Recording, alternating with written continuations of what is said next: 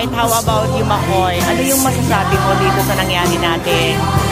Biyayang pamasko handog ng Rakista Creed Part 2 sa Mawakat. First time na nakasama ko sa ating pamasko handog.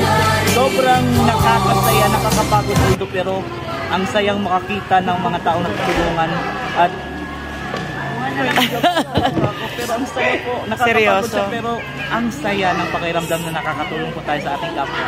Nakakatuwa, kinikilabutan ako. Thank you. God bless you, Makoy.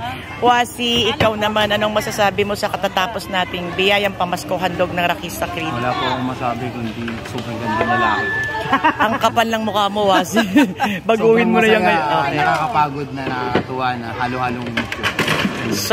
Sobra. Salamat sa suporta sa grupo.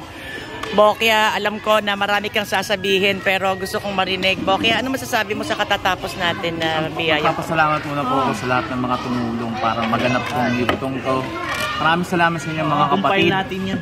Pahingi kayo. Tagumpay ng isa, tagumpay ng buong grupo.